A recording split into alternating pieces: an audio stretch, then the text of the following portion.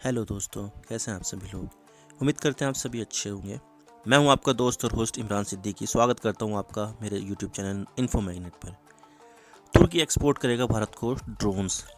ये अजीब बात हो सकती है, लेकिन तुर्की भारत को 100 ड्रोन्स की सप्लाई करेगा। आपने तो सुना ही होगा कि भारत और तुर्की के रिलेशंस उतने अच्छे नहीं हैं, क्योंकि तुर्की की पाकिस्तान से करीबी है और तुर्की और पाकिस्तान एक दूसरे को ब्रदर नेशन मानते हैं। तो ऐसा क्या हो गया कि तुर्की भारत को ड्रोन्स की सप्लाई करने के लिए राज़ी हो गया। जानेंगे हम इस पूरी वीडियो में डिटेल के साथ, लेकिन उससे पहले हम न्यूज़ आर्टिकल्स देख लेते हैं। आप देख सकते हैं, Ankara ready to export drones UAV to new Delhi in a new beginning for India Turkey relations. 17 दिसंबर का आर्टिकल है। इतना ही नहीं, पाकिस्तान ने भी इसके लिए छापा है। आप देख सकते हैं, the Pakistan frontier Turkey all set to deliver 100 drones to India, calling it a beginning of new relations. My end maker Turkey to export mini drones to India soon. तो वापस आते हैं मुद्दे पर। तो यहाँ पर एक कंपनी है जिसका नाम ज़ायरॉन डायनामिक्स है, जो अगले साल तक 100 ड्रोन्स भारत को सप्लाई करेगा। और ये एक मल्टी रोटल ZCQM ड्रोन है और 2021 के लास्ट में भारत को पहला ZCQM ड्रोन्स मिल जाएगा। और ये खुद टर्की की जो न्यूज़ एजेंसी है, अनाडोलू एजेंसी, उसने ही ये बात बताई है। आप देख सकते हैं, before the end of the year Zyrone will ship the first mini multi rotor drone and subsequent deliveries will continue in batches until 2022. Nearly 100 drones are planned to be delivered next year by the company, reported Anadolu Agency. तो ये company मार्च 2022 में इसका demo दिखाएगी, लेकिन किसी भी military related चीज़ों के लिए और उसको एक्सपोर्ट करने के लिए उसको सर्टिफाइड करने की ज़रूरत होती है, और इसको इंटरनेशनल मिलिट्री सर्टिफिकेशन कहते हैं। तो इस सर्टिफिकेशन में ज़ायरॉन डायनामिक्स ने क्वालिफाई कर लिया है और इसका सर्टिफिकेशन भी पूरा हो चुका है। तो मिलिट्री स्टैंडर्ड की सारी चीज़ों को पूरा करने के लिए इसकी कई प्रोसेस होते हैं, जैसे कि इसका परफॉर्मेंस रेगिस्तान में कैसा है, आंधी में किस तरह से ऑपरेट करेगा, बर्फ़बारी में कैसे ऑपरेशन होगा, भारी बारिश में और दूसरी वेदर कंडीशंस में इसकी परफॉर्मेंस कैसे होगी। ये सब चीज़ें करने के बाद ही इंटरनेशनल मिलिट्री सर्टिफिकेट मिलता है, और ज़ायरॉन डायनामिक्स ने ये सारी चीज़ें पूरी कर ली और बाकी की फ़्लाइट टेस्टिंग आगे प्लान्ड है।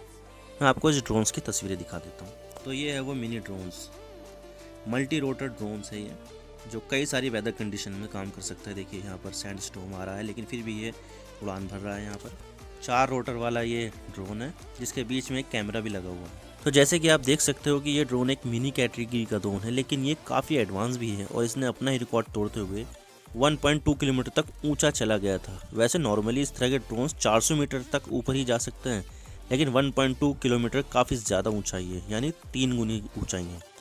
और इसके अलावा ये 80 मिनट तक हवा में रह सकता है, जो इसे काफ़ी एडवांस बना देता है।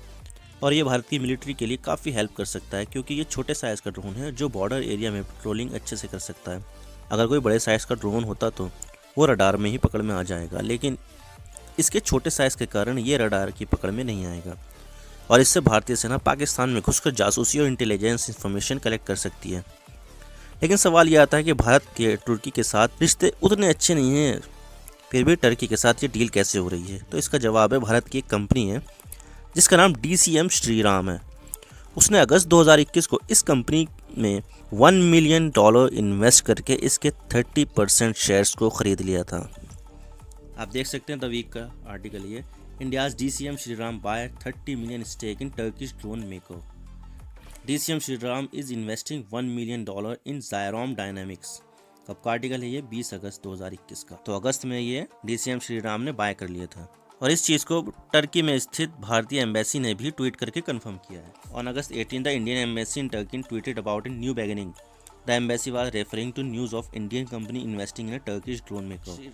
इसके अलावा जिसके जो फ्यूचर प्लान्स हैं वो काफ़ी डायनामिक हैं। Now Zyrone will sell its products to India and its neighbour in the Asian market, after which is also hopes to export drone to Europe and Australia.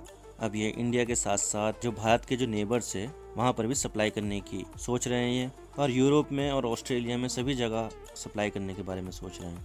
और जो DCM श्रीराम की तरफ से जो बोला गया है, उन्होंने रुद्र श्रीराम ने कहा है, the partnership is more than just an investment, it is about creating a global UAE company for various application in civilian military fields.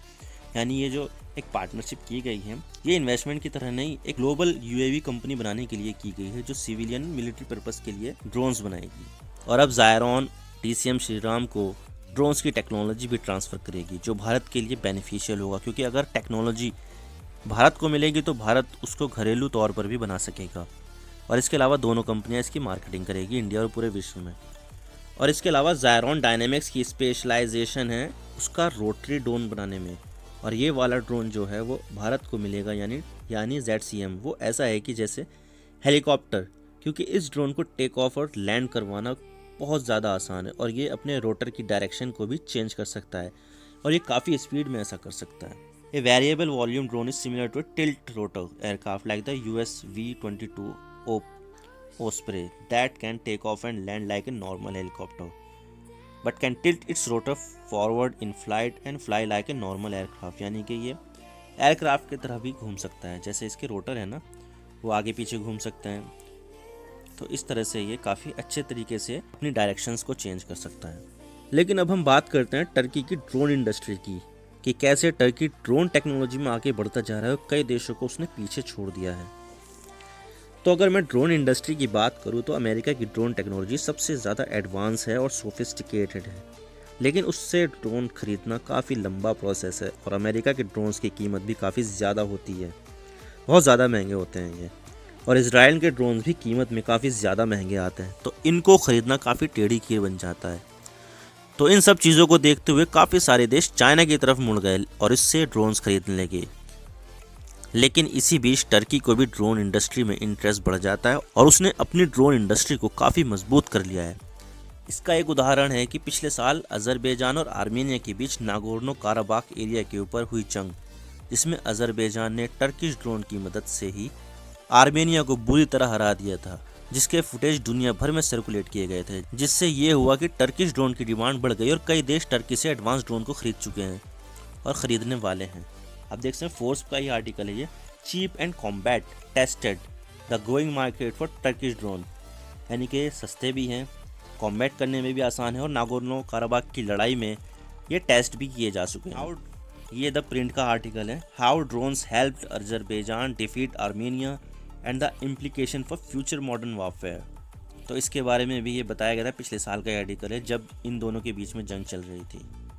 इसके अलावा जो तुर्किश के ड्रोन खरीदने वालों की लिस्ट है वो ये है कि इसका जो सबसे मशहूर ड्रोन है वो बायरेक्टार TB2 है और काफ़ी सारी कंट्रियों ने इसको खरीद चुकी। ज़्यादा बिकने वाला ड्रोन है वो बायरेक्टार TB2 है, जिसको टर्की ने यूक्रेन, कतर, अजरबैजान और पोलैंड को भी बेचा है। और मई में तो पोलैंड फर्स्ट यूरोपियन यूनियन का कंट्री बना था और नाटो मेंबर, जिसने टर्की से ये ड्रोन खरीदे थे। सऊदी अरेबिया ने इसके लिए इंटरेस्ट शो किया है, लातविया ने भी इसके लिए इंटरेस्ट शो किया है, जो second European union NATO member बनेगा टर्किश ड्रोन खरीदने वाला। अल्बेनिया ने भी इसके लिए इंटरेस्ट शो किया है बायरेक्टार TB2 खरीदने के लिए। लेकिन इस सब चीज़ों से पाकिस्तानी लोग चिढ़ गए, क्योंकि पाकिस्तान टर्की को भाई मानता है, लेकिन यहाँ पर टर्की भारत को ड्रोन भेज रहा है। 10 दिसंबर 2021 को वहाँ के एक जर्नलिस्ट ने ट्वीट करके ये जानकारी दी, जिस पर एक कमेंट आया, मैं आपको दिखा देता हूँ। What if Pakistan sell JF-17 thunder to Greece? Do you think India is going to use this drone in Bollywood movies? No, she is going to use them against Kashmir and Pakistan.